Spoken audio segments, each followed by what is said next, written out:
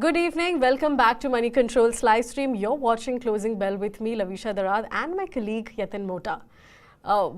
Quite a manic Monday it turned out to be for the Dalal Street. We saw both Sensex and Nifty see over 1% cuts. Nifty particularly, it hit its lowest level in 4 months, majorly dragged by the index heavyweights. A broad-based sell-off was imminent and visible in the markets. We saw all the sectors drowning in the sea of red as well. Now, what contributed to this sell-off? It's the tight race in the US presidential elections that brought in some nervousness in the markets. We have the Federal Reserve's interest rate decision later in the week as well, and the China stimulus measures, which will be kicking in at the end of the week. So, Yatin, all in all, the highs we have made so far, Nifty has reversed the trend, and we are now down about 9% from record highs. What do you make of it? Clearly, today's downtick was a big surprise for traders and investors because we slipped below that 24,000 level on the Nifty, and not only that, the advance decline ratio also was quite weak, almost 1:5. In fact, if you look at the mid cap index, the small cap index, except for the Nifty Bank, which was showing some bit of strength, I think across sectors, across stocks, we had some weakness trickle in. The mid cap index is also down by more than 1% or so. Today we also had the new listing of Afcons, listed slightly weak, tried to recover intraday and ended the day higher by nearly 2% to settle at 474 versus the issue price of 463. So a muted listing there. If you look at the sectors, real estate, energy, media, all of those sectors sold off, and clearly a few of the mid caps also reacting to the numbers were adversely impacted by the market downfall. Yes, absolutely right, Yatin. Now, if you look at some of the large cap stocks, M&M, that was the top performer. It gave about 1% returns after the record best SUV sales in the month of November. We had some other names in the Nifty 50 topping charts, that is your Tech Mahindra, Cipla, Dr. Reddy's and SBI. SBI will be reporting its Q2 results later in the week, so we will be watching out for that as well. Some of the top Nifty 50 losers, that included Bajaj Auto, Hero MotoCorp. Bajaj Auto, after it came out with its dismal October sales figures. Other than that, we had ONGC, Grasim, Adani Ports. That also dominated the top Nifty 50 losers pack. Yet then we saw a broad-based sell-off. Broader markets also underperformed the benchmarks. So what do you make of the broader markets? Broader markets were also weak, as I mentioned earlier, almost 1:5, where the advance decline was clearly a lot of decline seen today. If you look at stock-specific things, stocks like Angel One, Emami, Chennai Petro tumbled over 6% in trade, and not only that, Idea Cellular that also succumbed to the market decline, down by nearly 7% in trade. We also had stocks like Astral and Birla Soft, which hit a fresh 52-week low, so weak momentum there. However, stocks like FSL, which is First Source Solutions, stood up 6% higher in trade. Obviously, last week when the results came in, they had revised their guidance upwards, and that's probably is resulted in buying at lower levels. Naukri, Gillette, as well as Fine Organics were the other stocks on the gaining side. But yes, in all, it was a very muted session for the mid caps as well as the small cap stocks. That's right. Now, if we take a look at the first stock that dominated the pull down on the Dalal Street, it was Sun Pharma. Now, the pharma major, it has slipped about 5% after the New Jersey's district court delayed the launch of Lexelvi drug in the US markets. As of now, Sun Pharma is temporarily banned to launch the Bolnez drug until a favorable court decision or until the expiry of patent in lawsuit. Now, Lexelvi was a hot topic among analysts during the pharma major's earnings con call as well. Since that drug, they assumed to project about $200 million in sale over the next 3 to 4 years. Which is a major revenue opportunity for the drug maker. Now, brokerages have started to revise Sun Pharma's earnings estimates to reflect the delayed launch. Nomura, for instance, they have assumed that a delayed Lexelvi launch in FY25 and an estimated revenues of, they had estimated revenues of $10 million in FY25. Now, with the delayed launch, the brokerage firm expects an earnings as well as sentimental impact for Sun Pharma over the near term. But Sun Pharma, Yatin, what do you make of it? How does it look like on the charts? I think Sun Pharma clearly posed the numbers also has been quite weak, and today after the court ruling in the US blocking one of the generic launches doesn't augur well sentimentally. But I think it's all to do with market sentiments and the kind of fall we saw in the initial First hour of trade was quite big, almost 5% losses coming in, but stock tried to recover. And investors are hopeful that the defensives will do well in a rather volatile market. So IT and pharma stocks from the lower levels tried to recover some bit of the losses that they made intraday. Yes, that's right. We have another stock in focus that stood to be an outlier in this bearish market. That was Mahindra and Mahindra. M&M, it surged after it saw record monthly SUV sales in the month of October. The management has also reflected some optimism and has said that the newly launched Thar Rocks fetched nearly 2 lakh bookings in just 1 hour post the launch. The company also recorded its highest ever tractor sales in the month of October on the back of a very good monsoon and good Kharif crop production. Now, after this, the stock got a buy call from Goldman Sachs. It projects over 20% upside from current levels.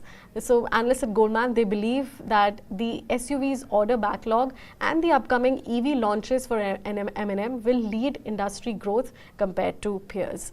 It has also been upgraded by Kotak Institutional Equities to buy, and it expects that M&M will continue to outperform the industry growth across automotive and tractor segments. But Yatin, for M&M, what do you make of M&M? Has the bull run just begun for the automaker?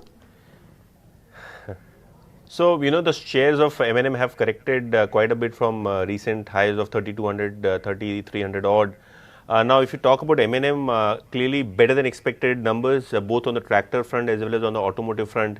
In fact, for the auto business, we had record SUV sales for the month of October, despite the market skepticism that the demand is slowing and probably the price cuts or the discounts the company is offering will not augur well for numbers. But now with tractor sales and UV sales doing better, with new launches upcoming in 2025, I think a lot of brokerages have sought the stock as a value buy, especially post the correction of 10-15%. As you were mentioning, Kotak and Goldman, both of these big brokerages have upgraded the stock. So good going for M&M, and overall, a healthy month of October versus the market expectation that things might be slowing.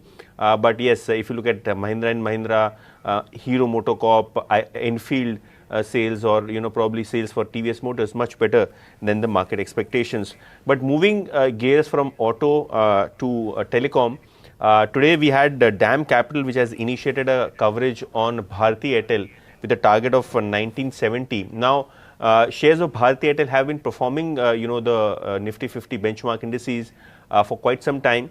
And the reason is that the overall tariff hike which has been taken recently, that is going to help the ARPU as well as the margin picture much better in the coming quarters. In fact, DAM Capital says it's a multi-year roller coaster ride, and despite the fact that the telecom business is maturing, there are a lot of legs for earnings growth.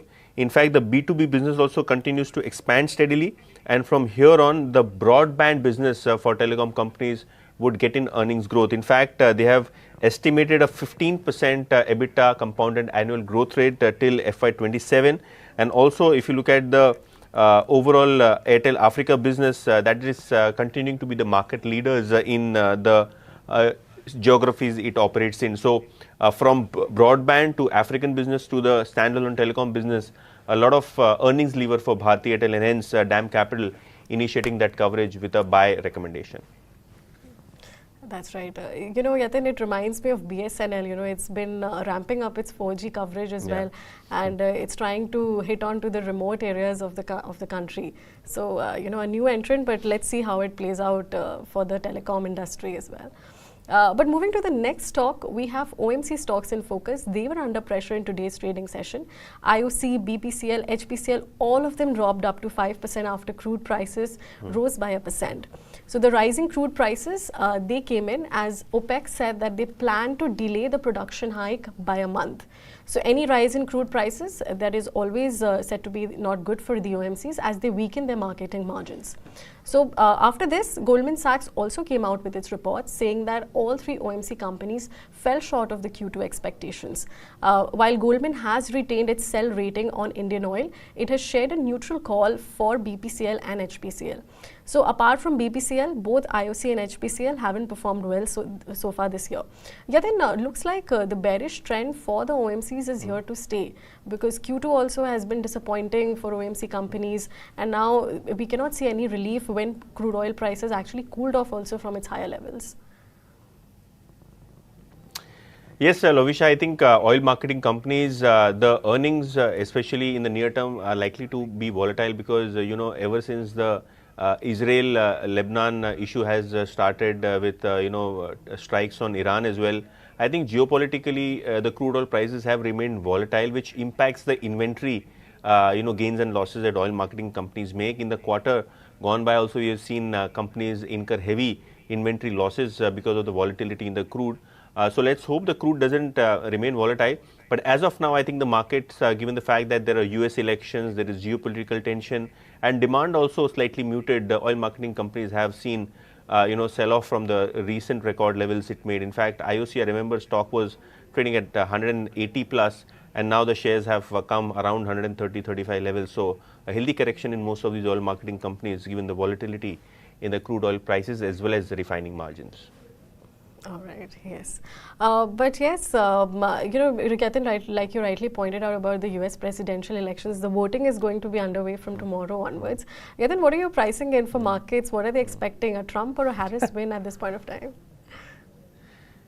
So, I think markets are also confused, but I think the overall early exit polls in the US show a trend which favors Trump, and probably he has a 5 percentage points plus lead right now, but the swing states will probably decide the fate of Trump, and it's to be seen whether or not Trump really goes in the first 2-3 weeks of his presidency into a trade war with China again. His handling of the Russia-Ukraine situation, the Israel-Iran situation is something that the markets will watch out for. Given the fact that Trump is outspoken in his last term, we saw the markets become volatile. With his tweets, coming in on trade bans, on tariffs, a lot of things. So whether or not the market likes is a separate issue.